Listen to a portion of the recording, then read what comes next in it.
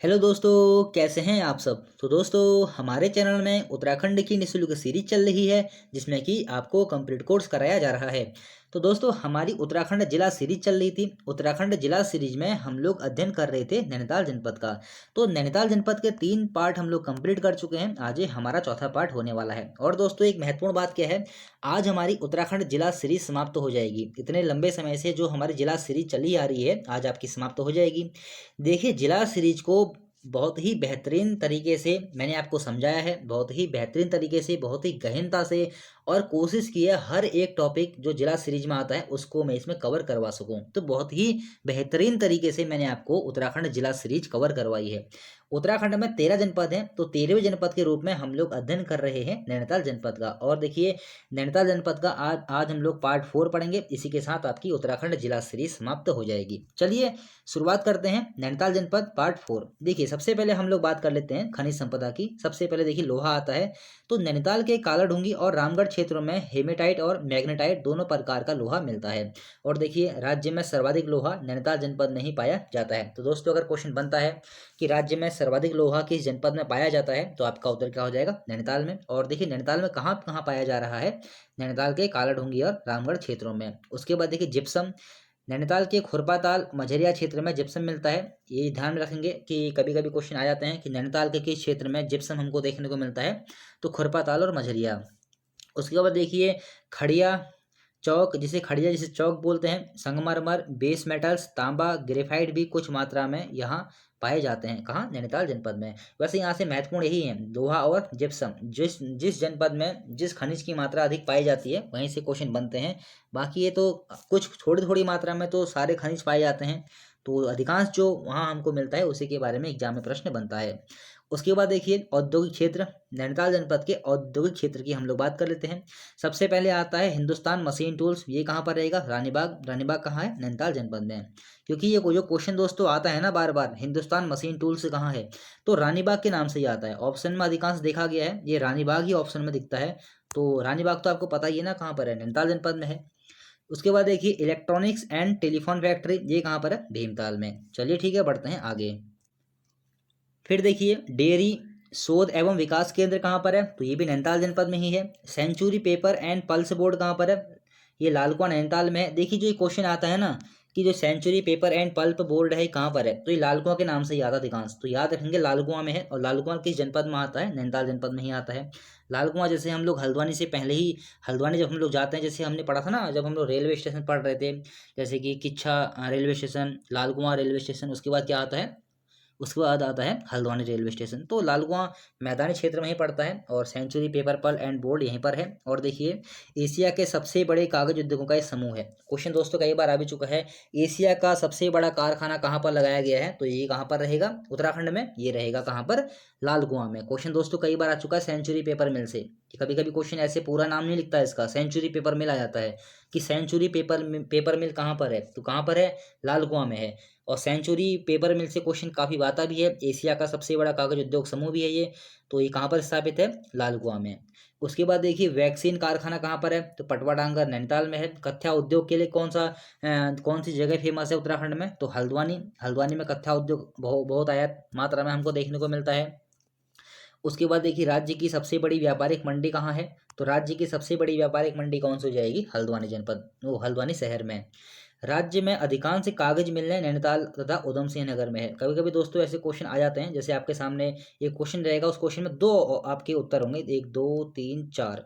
तो उसमें क्या होगा कि जैसे दो ऑप्शन होंगे, जैसे पहला काशीपुर रहेगा, एक काशीपुर, जैसे हम लोग जनपद ले लेते हैं, एक चमोली हो गया और एक रुद्रप्रयाग हो गया, देहरादून, हरिद्वार, ऐसे करके दो दो ऑप्शन हर आपको लाइन में देखने को मिलेंगे। और एक ऑप्शन आपको नैनीताल और उधम सिंह नगर भी देखने को मिलेगा। तो ऐसे क्वेश्चन दोस्तों बन जाते हैं कि राज्य में अधिकांश जो कागज मिले हैं वो किस जनपद में हैं, तो नैनीताल और उधम सिंह नगर में। बेंत के फर्नीचर जो होते हैं उसके लिए देखिए, पहली बात तो आपको ये ध्यान रखना है, जो बेंत है वो क्वेश्चन कभी कभी ऐसा आ जाता है कि बेंत क्या है, तो बेंत क्या है, एक पहाड़ी घास है। आपके सामने ऑप्शन रहेंगे, पेड़ है या कोई पौधा है या कोई सब्जी है या पहाड़ी घास है, तो ऐसे क्वेश्चन आते हैं। तो बेंत क्या रहेगा, पहाड़ी घास है। और देखिए, राज्य के हल्द्वानी तथा देहरादून में बेंत के फर्नीचर तथा छड़ियाँ बनाई जाती हैं। तो ये बेंत के लिए जो फेमस रहेगी जगह, देहरादून और और हल्द्वानी इसके लिए फेमस जगह रहेगी जहाँ पर इसका उद्योग किया जाता है। खेल के सामान के लिए कौन सी जगह प्रसिद्ध है?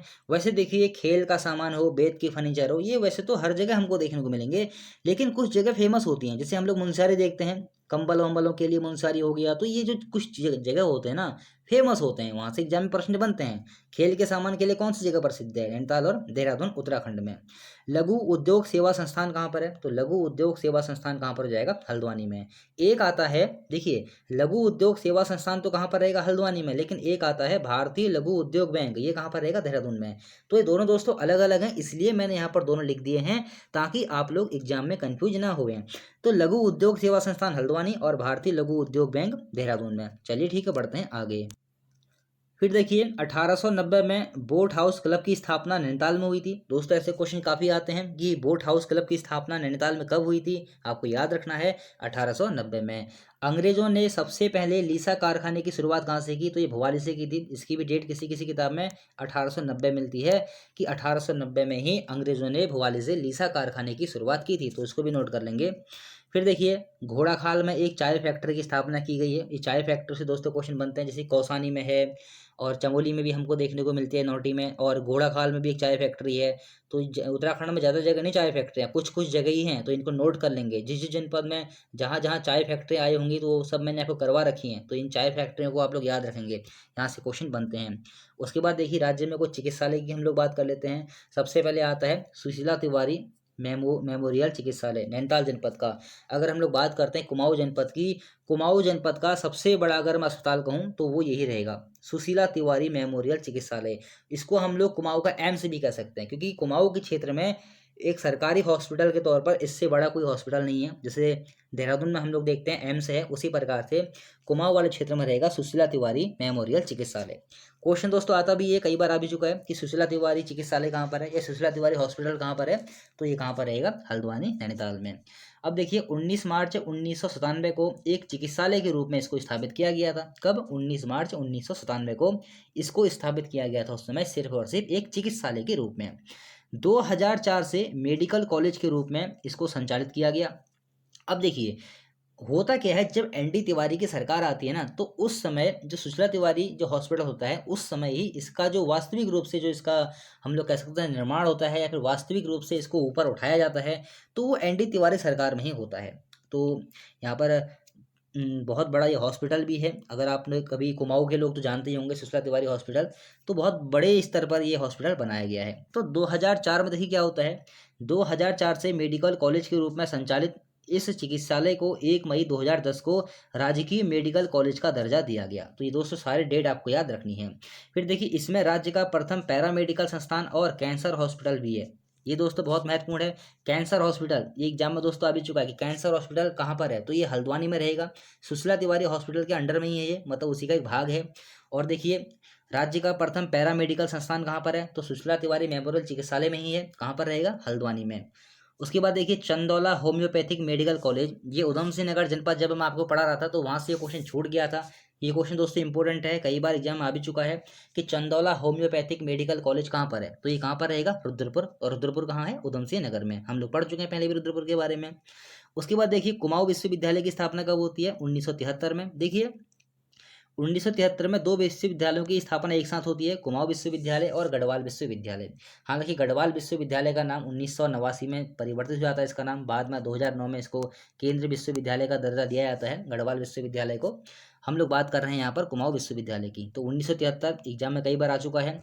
उसके बाद देखिए, जो कुमाऊं विश्वविद्यालय है, इसमें सिस्को नेटवर्किंग व्यावसायिक पाठ्यक्रम को कब शुरू किया गया? ये क्वेश्चन दोस्तों छोटे छोटे क्वेश्चन हैं, लेकिन यही क्वेश्चन एग्जाम में पूछे जाते हैं कि कुमाऊं विश्वविद्यालय में सिस्को नेटवर्किंग व्यावसायिक पाठ्यक्रम कब से शुरू किया गया?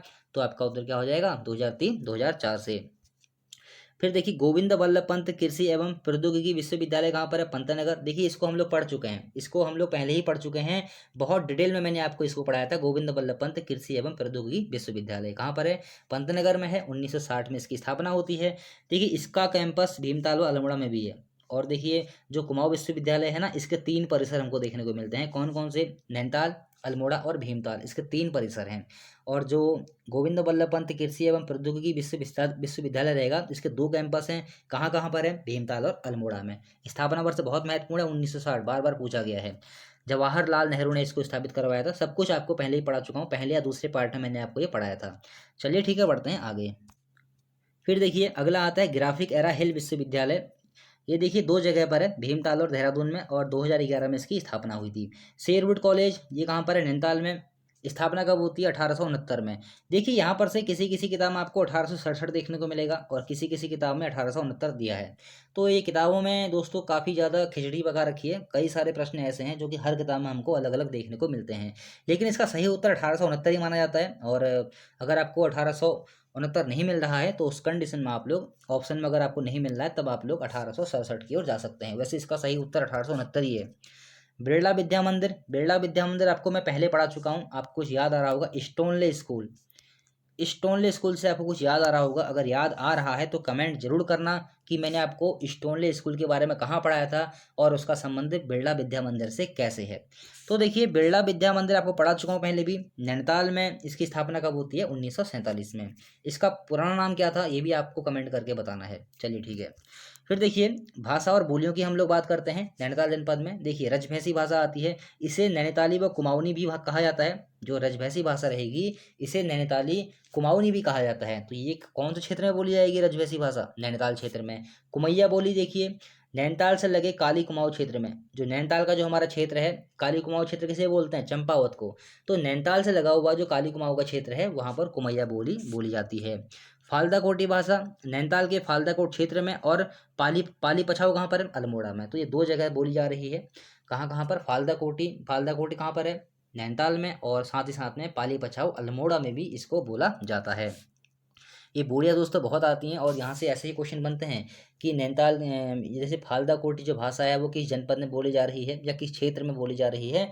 तो नैनीताल प्लस अल्मोड़ा दोनों जगह इसको नोट करेंगे। उसके बाद देखिए राज्य में प्रथम दुग्ध डेयरी संघ की स्थापना कहाँ होती है, तो ये होती है हल्द्वानी में, और कब होती है, 1949 में। ये क्वेश्चन भी एग्जाम में आ चुका है। उसके बाद देखिए वन एवं पंचायत प्रशिक्षण अकादमी कहाँ पर है, तो ये हल्द्वानी में है। नैनीताल में शारदा संघ की स्थापना, नैनीताल में शारदा संघ की स्थापना कब होती है, 1943 में। पहाड़ नामक संस्था की स्थापना किसने की, शेखर पाठक ने की थी। महासीर मछली के पालन के लिए मत्स्य विकास परियोजना शुरू की गई, कहाँ पर शुरू की गई, भीमताल में। इंपॉर्टेंट क्वेश्चन है आने वाले एग्जाम के लिए, ये मोस्ट इंपॉर्टेंट क्वेश्चन रहेगा। महासीर मछली के पालन के लिए मत्स्य विकास परियोजना कहाँ पर शुरू की गई, भीमताल में। भीमताल जो झील है उसी में इसको शुरू किया गया है। चलिए ठीक है, बढ़ते हैं आगे। फिर देखिए नैनीताल में सेवाराम सभा की स्थापना कब होती है, 1918 में होती है। और देखिए लीला साहब बापू का आश्रम कहाँ पर है, नैनीताल में है। आर्य समाज ज्ञानोदय पुस्तकालय की स्थापना नैनीताल में होती है, कब होती है, 1902 में। उसके बाद देखिए हम लोग बात कर रहे थे विक्टोरिया बांध की। देखिए जो विक्टोरिया बांध है ना, जो भीमताल है, भीमताल को ही वैसे विक्टोरिया बांध बोला जाता है। जो भीमताल झील है उसमें बांध बनाया गया है तो उसी को विक्टोरिया बांध कहा जाता है। तो इसे भीमताल बांध भी कहा जाता है। अगर क्वेश्चन ऐसा बनता है कि विक्टोरिया बांध कहाँ पर है तो आप लोग कंफ्यूज मत होना, विक्टोरिया बांध जो रहेगा वो भीमताल में ही रहेगा। जो भीमताल में जो बांध बनाया गया है ना उसको विक्टोरिया बांध भी कहते हैं, बस इतना आपको याद रखना है। देखिए यह 1883 में बनकर तैयार हुआ। देखिए मैंने ये देखा है इस विक्टोरिया बांध की स्थापना को लेकर और इसकी स्थापना को पूर्ण होने को लेकर एग्जाम में नहीं, किताबों में काफ़ी सारी हमको डेट देखने को मिलती है। कहीं कहीं ऐसा लिखा हुआ है कि इसका निर्माण 1882 में शुरू हुआ था और 1883 में बनकर तैयार हो गया था। ऐसा तो देखो संभव हो ही नहीं सकता है। और ये अच्छी खासी ऊंचा भी है, ज़्यादा ऐसा नहीं कि छोटा मोटा बांध हो, मतलब सही स्तर पर बना हुआ है। तो 1882 में अगर इसको बनाया गया ना, इतनी जल्दी बनने की संभावना हमको नहीं लगती है कि 1882 में बना और 1883 में मतलब इसकी नींव पड़ी और 1883 में बनकर तैयार हो गया। वर्तमान में तो जो बांध होते हैं आप लोग देख सकते हैं, टिहरी बांध 1972 से बनना शुरू होता है, बहुत सारी अड़चने आती हैं, 2006 में बनकर तैयार होता है। तो देखिए ये 1882 में अगर इसका स्थापना, अगर इसको मतलब इसकी नींव रखी गई होगी, 1883 में तो किसी हालत में नहीं बन सकता है। और लेकिन एक किताब में हमको डेट मिलती है 1880, मुझे ये डेट सही लगती है 1880 वाली, कि जो विक्टोरिया बांध है, इस विक्टोरिया बांध की आधारशिला कब रखी गई थी, 1880 में, और 1883 में यह बांध बनकर तैयार हुआ। तो दोस्तों ये क्वेश्चन एग्जाम में आ सकते हैं, ऐसे क्वेश्चन कि विक्टोरिया बांध बनकर कब तैयार हुआ या भीमताल बांध बनकर कब तैयार हुआ। तो आपका उत्तर क्या हो जाएगा, 1883 में। इसका डिजाइन किसने बनाया, इसका डिजाइन बनाया था हेनरी एशुट्स ने, याद रखेंगे। भुवाली में क्षय रोग अस्पताल की स्थापना कब होती है? 1912 में। देखिए दोस्तों, छूटे हुए क्वेश्चन हैं। कुछ क्वेश्चन ऐसे होते हैं जिनका कोई टॉपिक नहीं होता है, और कुछ क्वेश्चन ऐसे होते हैं जो हमारे टॉपिक जब हम पढ़ रहे होते हैं तो वहाँ पर से वो छूट जाते हैं। तो ऐसे क्वेश्चन को हम लोग हमेशा ही क्या करते हैं, अंतिम वाले जो हमारी हर जिला सीरीज की जो अंतिम अंतिम वाला भाग आता है उसमें ही हम लोग ऐसे क्वेश्चन को ऐड कर लेते हैं। तो भुवाली में क्षय रोग अस्पताल, पहले तो आपको याद रखना है क्षय रोग अस्पताल कहाँ पर है? भुवाली में है। इसकी स्थापना कब होती है? 1912 में। नैनीताल के काठगोदाम को सड़क मार्ग से कब जोड़ा गया? तो ये जोड़ा गया 1882। नैनीताल के काठगोदाम की हम लोग बात कर रहे हैं और बात कर रहे हैं सड़क मार्ग की, 1882 में। रेल मार्ग से कब जोड़ा गया था? 1884 में। यहाँ पर लिखा हुआ है, देखिए काठगोदाम में रेलगाड़ी कब आती है? 1884 में, जो कि प्रथम रेलगाड़ी थी राज्य में। और देखिए रामपुर से, किच्छा से होते हुए, लाल कुआं से होते हुए काठगोदाम ये पहुंचती है। और देखिए किसी किसी किताब में ये लिखा हुआ है यह रेलगाड़ी लखनऊ से आई थी। तो दोस्तों ये क्वेश्चन बन जाते हैं, जो काठगोदाम में जो रेलगाड़ी आई थी कहाँ से आई थी? तो ये आई थी लखनऊ से आई थी। रामपुर से होते हुए, किच्छा होते हुए, लाल कुआं होते हुए ये कहाँ पहुँचती है? काठगोदाम में। उसके बाद देखिए रामनगर रेलवे स्टेशन गढ़वाल व कुमाऊं दोनों का मुख्य केंद्र है। कभी कभी क्वेश्चन ऐसे आ जाते हैं कि गढ़वाल व कुमाऊं दोनों का मुख्य रेलवे स्टेशन या रेलवे कौन सा रेलवे स्टेशन मुख्य केंद्र है? तो ये कौन सा रहेगा? Ramnagar railway station. इसकी स्थापना कब होती है? एग्जाम में दोस्तों क्वेश्चन आ चुका है, ये 1907 में। ये क्वेश्चन एग्जाम में आ चुका है कि रामनगर जो रेलवे स्टेशन है इसकी स्थापना कब हुई थी? 1907 में, याद रखेंगे। चलिए ठीक है, बढ़ते हैं आगे। उसके बाद देखिए Kumaon motor honours union limited की स्थापना कब होती है? 1939 में। यहाँ से जितने भी क्वेश्चन मैंने आपको लिखवा रखे ना, सब एग्जाम में आ चुके हैं। कोई सा भी एग्जाम में कोई सा भी आपको क्वेश्चन स्किप नहीं करना है। तो Kumaon motor honours union limited की स्थापना 1939 कहाँ पर होती है? इसकी स्थापना काठगोदाम में होती है। इसका कार्यालय रामनगर तथा टनकपुर में भी है। और देखिए जो Garhwal motor honours union limited की स्थापना होती है वो कब होती है? 1941 में। ये दोनों क्वेश्चन बहुत महत्वपूर्ण हैं। जो गढ़वाल मोटर ऑनर्स, यहाँ पर आपको करना क्या है, कुमाऊं काट के गढ़वाल लिख देंगे तो आपका बन जाएगा question. Garhwal motor honours union limited की स्थापना कब होती है? 1941 में। और Kumaon motor honours union limited की स्थापना कब होती है? 1939 में। तो ये दोनों क्वेश्चन दोस्तों बहुत महत्वपूर्ण है। देखिए उसके बाद Garhwal motor users cooperative transport society limited की स्थापना कब होती है? 1958 में। ये कहाँ पर होती है? रामनगर में। अब देखिए यहाँ पर से बच्चे कंफ्यूज जाते हैं एग्जाम में कि नाम तो है यहाँ पर गढ़वाल मोटर यूजर्स कोऑपरेटिव, मतलब गढ़वाल जुड़ा हुआ है, तो इसकी स्थापना रामनगर में कैसे हो सकती है? तो भाई रामनगर में ही हुई थी, 1958 में हुई थी। तो याद रखेंगे इसको भी।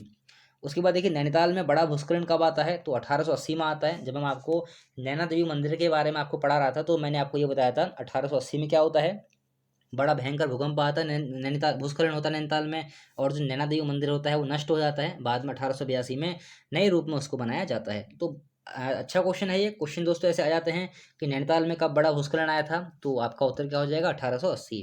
नैनीताल को हिल स्टेट का दर्जा कब मिलता है? 1996 में। गांधी जी ने 1929 में ताकुला में स्वराज आश्रम की स्थापना की थी। ये दोस्तों बहुत महत्वपूर्ण क्वेश्चन है। ताकुला कहाँ है? ताकुला नैनीताल में है। और यहाँ पर स्वराज आश्रम की स्थापना गांधी जी ने कब की थी? 1929 में। हनी बनी चोटी, देखिए हनी बनी चोटी कहाँ पर रहेगी? नैनीताल में। वर्धमान पहाड़ियाँ कहाँ पर है? तो ये भी नैनीताल में है। इस पर अरबिंदो आश्रम है। जो नैनीताल में वर्धमान पहाड़ियाँ हैं, इसी पहाड़ियों पर एक आश्रम है, उस आश्रम का नाम क्या है? अरबिंदो आश्रम। याद रखेंगे इसको भी। नैनीताल का हनुमानगढ़ी सूर्यास्त के अनुपम दृश्य के लिए विख्यात है। दोस्तों मोस्ट इंपोर्टेंट प्रश्न रहेगा ये। क्वेश्चन क्या बनेगा, आपके सामने 4 ऑप्शन रहेंगे, आपसे ये पूछा जाएगा इनमें से कौन सा पर्यटन स्थल सूर्यास्त के अनुपम दृश्य के लिए विख्यात है? तो आपका उत्तर क्या हो जाएगा? हनुमानगढ़ी। वैसे गढ़वाल क्षेत्र में हम लोग मसूरी कह सकते हैं। मंसूरी में जो विंटर लाइन वाली घटना भी होती है, तो सूर्यास्त वाली घटना जो कुमाऊं वाले क्षेत्र में रहेगी वो कहाँ रहेगी? हनुमानगढ़ी में। नैनीताल में भारत का प्रथम मैथोडिस्ट चर्च बनाया गया। ये दोस्तों क्वेश्चन महत्वपूर्ण है कि भारत में प्रथम मैथोडिस्ट चर्च कहाँ बनाया गया? तो ये बनाया गया था नैनीताल में। जड़ी बूटी विपणन हेतु रामनगर में हर्बल मंडियां बनाई गई हैं। ये क्वेश्चन दोस्तों बनते हैं। ये हर्बल मंडी कहाँ बनाई गई है? कुमाऊं नैनीताल में। तो ये बनाई गई है रामनगर में। उमंग नामक कला संस्थान कहाँ पर है? नैनीताल में।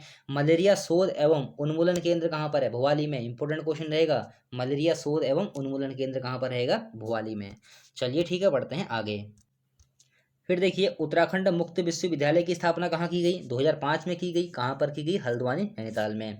नैनीताल को नॉर्थ वेस्टर्न, एक मिनट, हाँ, नैनीताल को नॉर्थ वेस्टर्न प्रोविंस की ग्रीष्मकालीन राजधानी कब बनाया गया? तो ये बनाया गया था 1882 में। इंपोर्टेंट दोस्तों क्वेश्चन है 1882 में। वीडियो जैसे एग्जाम के लिए ऐसे क्वेश्चन महत्वपूर्ण रहेंगे। उसके बाद देखिए मल्लीताल में मस्जिद का निर्माण कब होता है। आप लोग नैनीताल गए होंगे तो देखी होगी मल्लीताल की जो मस्जिद है, तो उसका निर्माण कब होता है, 1865 में। नैनीताल नगर का पहला सुनियोजित प्लान कब बना था, 1867 में। नैनीताल में आर्य समाज की स्थापना 1874 में। नैनीताल यार्ड क्लब की स्थापना कब होती है, 1910 में। नैनीताल उत्तर प्रदेश की ग्रीष्मकालीन राजधानी कब बनी, सैकड़ों बार दोस्तों क्वेश्चन आ चुका है एग्जाम में, नोट करेंगे। नैनीताल उत्तर प्रदेश की ग्रीष्मकालीन राजधानी कब बनी, 1962 में। अब देखिए नैनीताल में जो पर्वत थे, नैनीताल में जितने भी आंदोलन हुए वो सब मैं आपको पहले ही पढ़ा चुका हूँ। उत्तराखंड के भूगोल में आपको पर्वत पढ़ा चुका हूँ, और जितने भी आंदोलन उत्तराखंड के नैनीताल में हुए हैं, तो उत्तराखंड के आंदोलन की हमारी सीरीज चली थी, वो सब मैं आपको वहाँ से पढ़ा चुका हूँ।